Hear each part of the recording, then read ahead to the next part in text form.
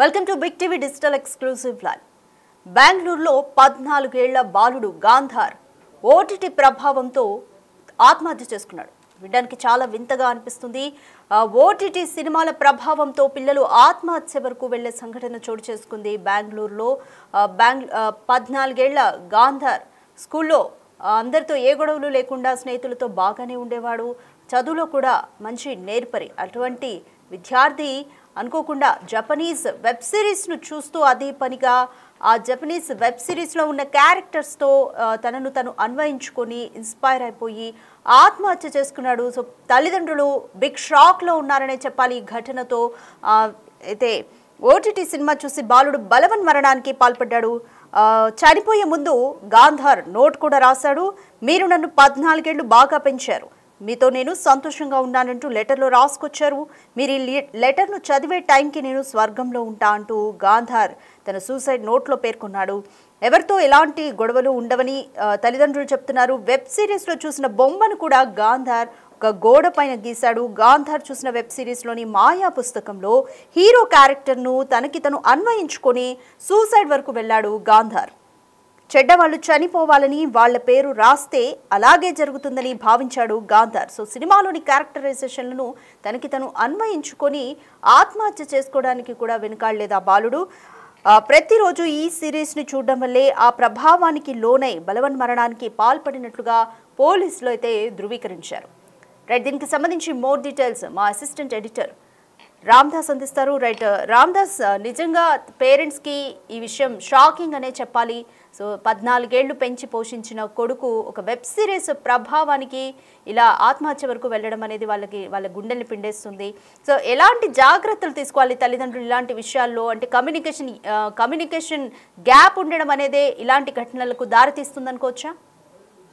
Exactly, ఎందుకంటే ఇప్పుడు ఈ వెబ్ సిరీస్ లు నిజంగా ఆత్మహత్యలకు ప్రేరేపిస్తాయి అంటే అవుననే అనిపించింది. ఎందుకంటే ఈ ఘటన చూసిన తర్వాత అది 14 ఏళ్ల వయసు అంటే నిజంగా చెప్తున్నట్టుగా అది టీనేజ్ వయసు. ఆ వయసులో భావోద్వేగాలు, ఆ ఎమోషన్స్ అనేది చాలా డిఫరెంట్ గా ఉన్నాయి. అప్పుడప్పుడే ఎదుగుతున్న వయసు అది. ఆ వయసులో పిల్లల్ని ఇలా ఒంటరిగా వదిలేయడము, అది ఫోన్ కి అడిక్ట్ అవ్వడం, ఇలాంటి వెబ్ సిరీస్ లో ఇంకేదో ఇతరత్ర వ్యాపకాల మీద పడిపోవడం అనేది కాస్త భిన్నంగా ఉంటుంది. సో దాంతో పిల్లల మనసులు కూడా చెదిరిపోయే పరిస్థితులు ఉంటాయి. సో ఇప్పుడు జరిగింది ఇది. ఈ జపనీస్ వెబ్ సిరీస్ చూడడం ద్వారా ఆ పిల్లాడు తనని తాను ఆ క్యారెక్టర్ లో అన్వయించుకున్నాడు, ఆ క్యారెక్టర్ లో తనను తాను ఊహించుకున్నాడు, తానేదో తప్పు చేసిన భావనలో పడిపోయి ఆటోమేటిక్ గా అది రెగ్యులర్ గా చూస్తూ సో ఇంకా కంప్లీట్ గా ఇన్వాల్వ్మెంట్ పెరిగిపోయి ఇక్కడ మనకు ఈ ఆత్మహత్యకు ప్రేరేపించబడ్డది అనేది చాలా క్లియర్ గా అర్థమవుతుంది. నిజంగా ఆ కుటుంబంలో అది పెద్ద విషాదం అని చెప్పాలి. ఎందుకంటే పిల్లగాన్ని అంత ఒంటరిగా వదిలివేయడం ద్వారానే ఇలాంటి ఘటన చోటు చేసుకుంది మనకు అర్థమవుతుంది.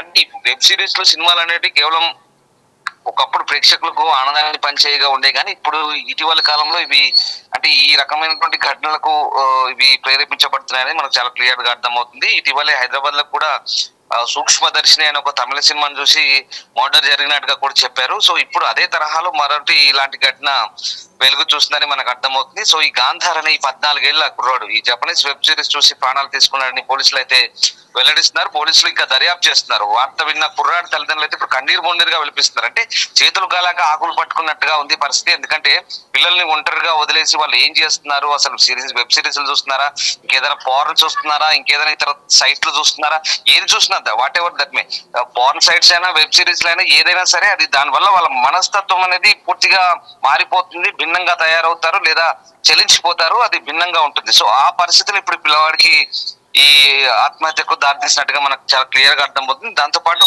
ఆ గోడ మీద ఒక సూసైడ్ చేసుకుంటూ రాశాడు. తర్వాత ఆ క్యారెక్టర్ ఏదైతే ఉందో దాన్ని అతికించి దానికి రిఫ్లెక్ట్ అయ్యే విధంగా తన మనసులోని భావాలన్నీ కూడా అక్కడ క్లియర్ గా రాసి పెట్టాడు. సో ఆ రకంగా దీనికి సంబంధించి ప్రస్తుతం పోలీసులు దర్యాప్తు చేస్తున్నారు. ఈ ఘటన అయితే ప్రస్తుతం దేశవ్యాప్తంగా ఒక రకంగా భయభ్రాంతులకు గురి చేస్తుంది. ఎందుకంటే టీనేజ్ పిల్లల తల్లిదండ్రులు కూడా ఒక రకంగా ఆలోచనలో పడే విధంగా చేసింది. ఇలాంటి ఘటనల వల్ల పిల్లలు ఏం ఆలోచిస్తున్నారు, అసలు ఏం చేస్తున్నారు, ఎటువైపు వెళ్తున్నారు, వీళ్ళ ఆలోచన ధోరణి ఏంటి అనేది ఒక చర్చగా మారుతున్న పరిస్థితి. సో ప్రస్తుతం అంటే 3 రోజుల కింద జరిగింది ఘటన. దీనికి సంబంధించి పోలీసులు అయితే కొన్ని ఆసక్తికర విషయాలు వెల్లడిస్తున్నారు. ఆ డెత్ నోట్ లో ఆత్మహత్య గల కారణాలు కూడా రాయలేదు, కానీ నేను స్వర్గానికి వెళ్ళాను, నా కోసం ఎవరు ఏడవద్దు, గుడ్ బై అంటూ వాళ్ళ అమ్మకి రాసిన ఒక లెటర్ అది చాలా చక్కగా రాశాడంట.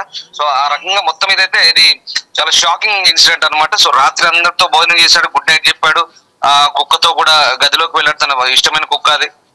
ఆ తర్వాత వాళ్ళ అన్నయ్యకు వాళ్ళ అన్నయ్య గిటార్ మీద మంచం మీద గిటార్ పెట్టి దాన్ని దుప్పటి కప్పుకొని తానే పడుకున్నట్లు. అంటే ఇదంతా ఒక భ్రమలో, ఒక ఇమాజినేషన్ లో ఈ పిల్లలంతా కూడా ఊహించుకొని తమలో తాము ఆ క్యారెక్టర్ ను ఊహించుకోవడం, లేదంటే ఇది ఒక పిచ్చితనం, అంటే ఒక కల్పిత కథలు ఇంతలా ప్రేరేపించబడుతున్నాయంటే ఒకసారి అర్థం చేసుకోవాలి మనం కూడా. అంటే ఎంత మీద యూత్ మీద ఎంత ఇంపాక్ట్ పడుతున్నాయి, టీనేజర్స్ మీద ఎంత ఇంపాక్ట్ పడుతున్నాయి అనేది మనకు చాలా క్లియర్ గా అర్థమవుతుంది. కంప్లీట్ గా ఒక సినిమాటిక్ ఆలోచన, సినిమాటిక్ థింకింగ్, ఇదంతా కూడా ఒక ఇల్యూషన్, ఇదంతా కూడా ప్రాణాల మీద తెచ్చిందని మనకు అర్థమవుతుంది. సో ఈ వెబ్ సిరీస్ అనేది నిజంగా ప్రాణాల మీద తెస్తున్నాయి అనేది ఇప్పుడు కొత్త చర్చ. ఇండియాలో వెబ్ సిరీస్ ల హవా పెరిగిపోయింది. అంటే మన లోకల్ మేడ్ వెబ్ సిరీస్ కాకుండా కూడా బయట నుంచి వస్తున్నాయి, కొరియన్, జపనీస్, వీటికి అడ్డు అదుపు లేదు. ఎందుకంటే ఈ ఇంటర్నెట్ లో, అంతర్జాలంలో వీటిని సెర్చ్ చేసిన కొద్ది వస్తూనే ఉంటాయి. ఈ యాప్ లో ఓటీటీల ద్వారా కూడా విపరీతంగా వస్తున్న పరిస్థితి. వాటిని పేడ్ చేసి కూడా తీసుకుంటున్నారు. సో వాటి మీద నియంత్రణ అనేది లేదు. నియంత్రణ లేకపోవడంతో అడ్డగోలుగా వస్తుంది. దాంట్లో అశ్లీలము, బూతు, హింస ఇన్ని రకాలుగా ఉండడం వల్ల పిల్లలకందరికీ మనస్సులు పూర్తిగా ఒక రకంగా అవి భావోద్వేగాలకు గురవడము. వాళ్ళు పూర్తిగా ఇప్పుడు చూడండి, ఆ అబ్బాయి ఆత్మహత్య చేసుకున్నా అంటే ఇంకా దీని మించి ఇంకా మనం ఏం చెప్పలేని పరిస్థితి. సో వీటి మీద కూడా ప్రభుత్వం కొంత నియంత్రణ తీసుకురావాల్సిన అవసరం ఉంది. ఇప్పుడు పోలీసులు కూడా ఆ కోణంలోనే దర్యాప్తు చేస్తున్నారు. ప్రభుత్వానికి కూడా దీనికి సంబంధించిన నివేదిక ఇచ్చే అవకాశాలు అయితే కనిపిస్తున్నాయి. సో ఏదేమైనా సరే ఇటీవల కాలంలో ఈ సినిమాలు చూసి చెడిపోతున్నారు, లేదా వెబ్ సిరీస్ చూసి ఇంకా పాడవుతున్నారు, లేదా ఇలా ప్రాణాల మీద తెచ్చుకుంటున్నారని చాలా క్లియర్ గా అర్థమవుతుంది. సో ఇట్లాంటి వాటిని ప్రోత్సహించకుండా ఈ ఓటీటీ సంస్థలకు కూడా వార్నింగ్ ఇవ్వాల్సిన అవసరం ఉందని అభిప్రాయాలు వ్యక్తమవుతున్నాయి. అంటే అడ్డగోలు కంటెంట్, ఇష్టం వచ్చిన కంటెంట్ పెట్టడం, అది ఏదైనా కానీ రకరకాల కంటెంట్ పెడుతూ ఇలా అందరి మీద ఈ రకమైనటువంటి ఇంపాక్ట్ పడే పరిస్థితి కనబడుతుంది. కాబట్టి కొంత అప్రమత్తంగా ఉండాలి. సరే వాళ్ళు ఎలాగో కంటెంట్ పెడతారు, కానీ పిల్లలు, తల్లిదండ్రులు అప్రమత్తంగా ఉండాలి. అసలు పిల్లలు ఏం చేస్తున్నారు, తల్లిదండ్రులు పట్టించుకోవాల్సిన అవసరం ఉందని నిపుణులు కూడా చెప్తున్న పరిస్థితి, మానసిక నిపుణులు. ఏదేమైనా ఈ ఘటన అనేది ఒక లెసన్ లాగానే భావించాలి మిగతా తల్లిదండ్రులు కూడా. సో పిల్లల్ని ఒంటరిగా వదిలేస్తే ఎంత ప్రమాదం అనేది దీన్ని బట్టి అర్థమవుతుంది. సో ఈ కార్పొరేట్ కల్చర్ లో జాబ్లోకి వెళ్ళి రావడం, పిల్లల్ని పట్టించుకోకపోవడం అనేది ఇదంతా కూడా జరుగుతున్న పరిస్థితి. సరే ఏదేమైనా ఈ ఘటనకు సంబంధించి పోలీసులు దర్యాప్తు చేస్తున్నారు. ప్రస్తుతం దీనికి సంబంధించి బెంగళూరు సిటీలో జరిగిన ఘటనకు సంబంధించి ప్రభుత్వానికి కూడా నివేదిక ఇచ్చే అవకాశాలు కనిపిస్తున్నాయి. Radhika. Right, thank you Ramadas. Right, కాలం ఎంత మారినా, టెక్నాలజీ ఎంత పెరిగినా సరే మనిషికి కావాల్సింది మాత్రం ఎమోషన్. సో అది మెయిన్గా చిన్నప్పుడు పిల్లలకి తల్లిదండ్రుల నుంచే వస్తుంది. మరి తల్లిదండ్రులు కూడా ఈ కార్పొరేట్ లైఫ్లోనో, జాబ్ లైఫ్లోనో, ఈ లైఫ్ స్టైల్లో పెరుగుతున్న ఎకనామికల్ నీడ్ వల్లనో ఏమో పిల్లలకి టైం ఇవ్వలేకపోతున్నారా, లేకపోతే పిల్లల్ని పట్టించుకోవడం మానేస్తున్నారా? దీనివల్ల పిల్లలు వారి లోకల్లో వాళ్ళు ఉండిపోతున్నారు. సో ఎక్కువగా అంటే ఒక జనరేషన్ ముందు చూస్తే పక్కింటి పిల్లలతో ఆడుకోవడం ఇలా ఉండేది, బయటికి వెళ్ళి అవుట్డోర్ గేమ్స్ ఎక్కువగా ఉండేవి. ఇప్పుడు ఇండోర్ గేమ్స్, లేకపోతే ఒక్కరే అయిపోతున్నారు.